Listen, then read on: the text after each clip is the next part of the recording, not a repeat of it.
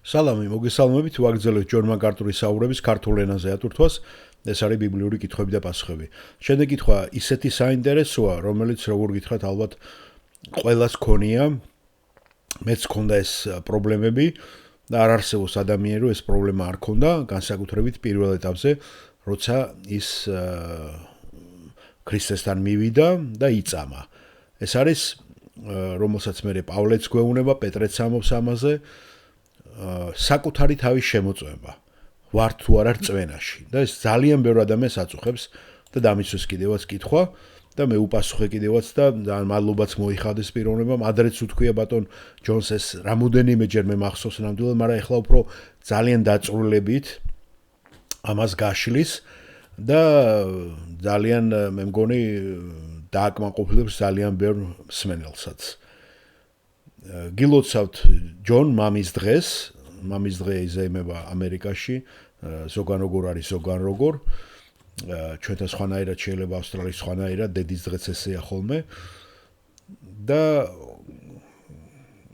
ჯონ მაკარტური პასუხობს გმადლობთ მე უნდა ვთქვა რომ კურთხეული მამა ვარ რადგან ღმერთმა ამდენი შვენიერი შვილი მომცა და შვილიშვილიც და შულთა შვილი ყავს ახლა იცით ჯონს და ეგ სურათი დავდები მე ეგ ფოტო უკვე შულთა შვილი ერთ-ერთ მის შულს უკვე შვილი შეეძინა და პატარა კიდევ ესე იგი დიდი ბაბუა გახდა ჯონი მე ჯონი მქვია და კითხვა მაქვს თქვენთვის დღესდღეობით ბიბლიის შესწავლაზე საუბრობდით მეორე კორინთელთა მე-13 თავის მე-5 მუხლზე კონკრეტულად სადაც ნათქვამია რომ გამოსცადოთ საკუთარი თავი რათა ნახოთ რწმენაში ხარ თუ არა მე წავიკითხავ ამას პირველი მუხლიდან ეს მესამედ მოვდივარ თქვენთან 2 ან 3 მოწვნის პირი დამტკიცდება ყოველი სიტყვა თქვენთან ჩემი მეორედ ყოფნის დროსაც თქვი და ახალაც თუმცა მანდ არა ვარ წინასწარ ვეუბნები მათ ვინც ადრე შეცოდა და ყველა დანარჩენსაც რომ თუ კლავ მოვალ არავის დავინდობ რაგიღა იმის მტკიცებას ეძებთ ლაპარაკობს თუ არა ჩემში ქრისტე რომელიც უძლური არ არის თქვენს მიმართ არამედ ძლიერია თქვენ შორის რადგან თუმცა უძლურებაში იყო ჯვარცმული ცოცხალია ღვთის ძლიერებით და ჩვენც უძლურნი ვართ მაშინ მაგრამ ღვთის ძლიერებით მასთან ერთად ვიცოცხლებთ თქვენთვის საკუთარი თავი შეამოწმეთ ხარ თუ არა რწმენაში საკუთარი თავი გამოსცადეთ ნუ თუ არ იცნობთ საკუთარ თავს რომ თქვენშია იესო ქრისტე თუ არა გამოუცდელნი ხართ მაგრამ იმედი მაქვს ის მაინც იცით რომ ჩვენ არა ვართ გამოუცდელნი აი ეს ადგილი მე-5 მუხლი მოიყვანა აქედან და ვფიქრობ ჩემი კითხვა უფრო სამწყსოს სტილში ანუ მრევლის თვალთახედვიდან როგორ ვიხემძღვანლოთ ამ მუხლის მიხედვით რომელიც ყოველთვის უნდა გვახსოვდეს და ასევეა 1 იოანეს 3:20-ის სადაც ნათქვამია რადგან როცა ჩვენი გული გმობს ღმერთი ჩვენს გულზე დიდია აი ნახოთ ახლა 1 იოანეს მე-3 თავი რომელიც მან ახსენა ხო ესეც ნახოთ ზუსტად რო კარგად იმას აქვთ 1 იოანეს 3:20 ხო ესე არის დიახ 1 იოანეს 3:20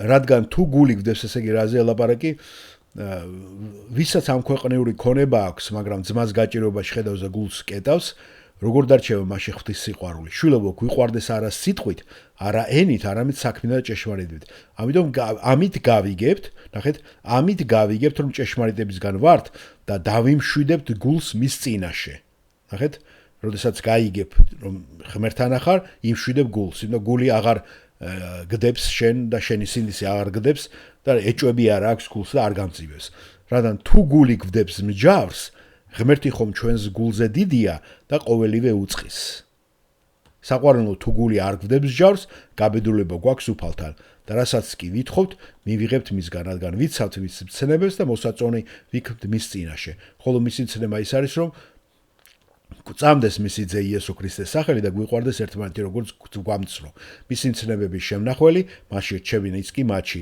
ის რომ ჩვენში რჩება იმ სულით ვიცით რომელიც მან მოგცა აი ნახეთ ესე იგი სულით გვეუბნება ჩვენ რომ მასში ვართ ახლა გავაგრძელოთ ჯონ მაკარტური რას ეუბნება მას დიახ ეს ძალიან კარგად დასმული კითხვა და ფიქრობ პასუხი ასეთია თქვენ თლიანად აი ამ რწმენი დადიხართ და ამ გზით მოძრაობთ სვავთ კითხვას და გიხარიათ როდესაც პასუხს იღებთ ხომ ასე არ არის თქვენ კითხულობთ, თქვენ ცხოვრებაში არის მომენტები, როდესაც კითხვა სვავთ და შემდეგ კითხვის დასვის შემდეგ, როდესაც ტესტს ატარებთ, აღმოაჩენთ, რომ ყველა ტესტი ადასტურებს თქვენი რწმენის რეალობას და მაშინ თქვენ გიხარიათ და ხარობთ. და შემდეგ თქვენ უკვე გმობის მიღმა ხმართ. ესე იგი, ვეღარ დაგმობთ ვერც ვერავინ, ვერც თქვენი საკუთარი სინდისი და ვერც თქვენი გული. ტექსტი აქ ჩვენ არ გვეუბნება, რომ გაუთავებლად ჩვენ უნდა ვიქცეთ ტყვედ და ეს კითხვები მუდამ უნდა უსვათ თავის თავს. გესმით? რომლის დაძლებაც მე შეუძლებელია. ის უბრალოდ ამბობს, დასვით კითხვა და კითხვაზე პასუხის გაცემა შესაძლებელია. ახლა რას აკეთებთ საკუთარი თავის შესამოწმებლად, ხარ თუ არა წვენაში? ხედავთ, თქვენ შეხედავთ მტკიცებულებებს. ეს თქვენი ცხოვრების მიმართულებაა და არა მისი სრულყოფილება, რაც ბევრს ეშლება. მათ გონიათ, რომ თუ სრულყოფილები არ არიან, თუ რაღაცა ცოდვა არის მათში ან რაღაცა შადიან, ხო, სისუსტეები აქვთ, რომ თითქოს და ისინი რწმენაში არ არიან. ეს არ არის. თავარია თქვენი ცხოვრების მიმართულება. რა თქმა უნდა, როცა იწყებს ადამიანი, უფრო ნაკლებად სრულყოფილია და ნელ-ნელა მიდის სრულყოფილებისაკენ.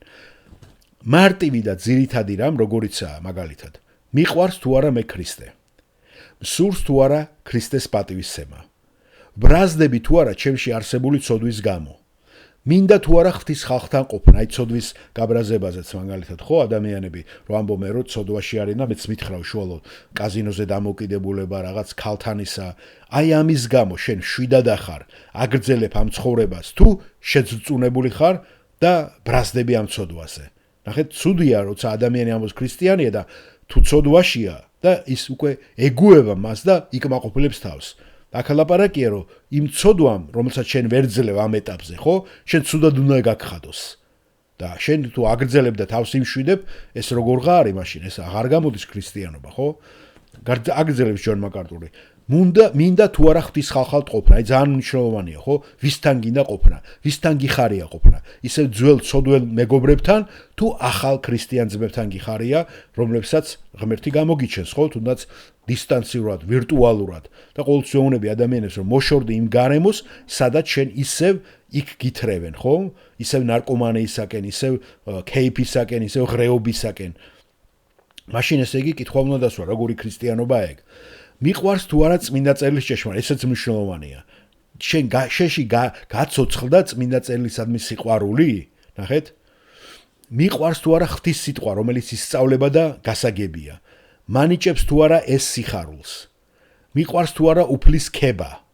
მიყვარს თუ არა ჰიმნების მოსმენა და სიმღერა, რომლებიც ადიდებენ და პატივს მიაგებენ უფალს. აი ეს არის გარდაქმნილი გულის მტკიცებულებები.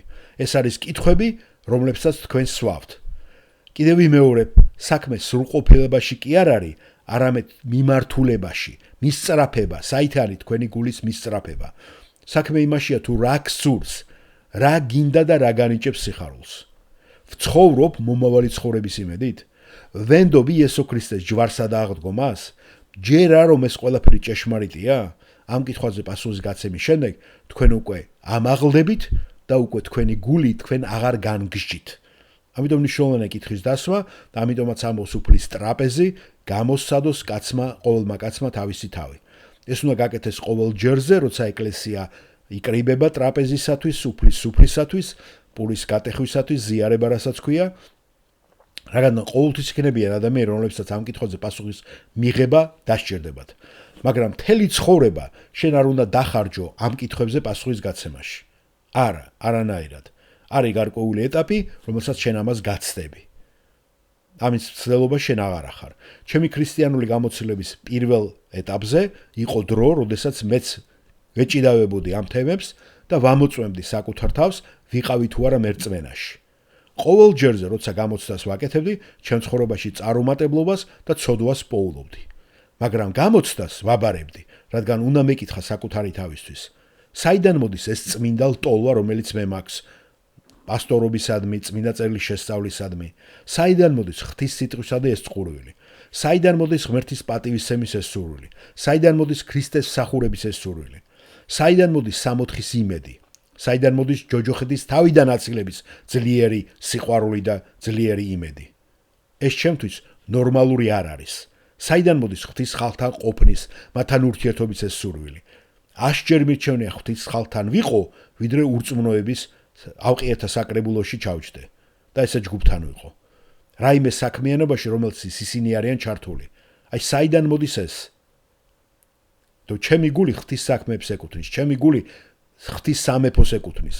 ამგვარად თქვენ ამუშავებთ ამ საკითხებს, ამ კითხვებს და ეძებთ ღვთის საქმიანობის მტკიცებულებებს თქვენ ცხოვრებაში. და ერთ-ერთი დიდი მტკიცებულება თქვენ ცხოვრებაში არის სწორედ აქ. იმეორებთ ამას, არის ის თუ არა, თუ როგორ მოქმედებს თქვენი რწმენა ძიმე განსაცდელებზე. აი, როდესაც განსაცდელი გაიარეთ. სწორედ ამიტომ სამოს პეტრე თქვენი რწმენის გამოცდა ასე მნიშვნელოვანიაო, რადგან ის თქვენ გამძლეობას ქმნის. ნებელობას გიძლიერებთ.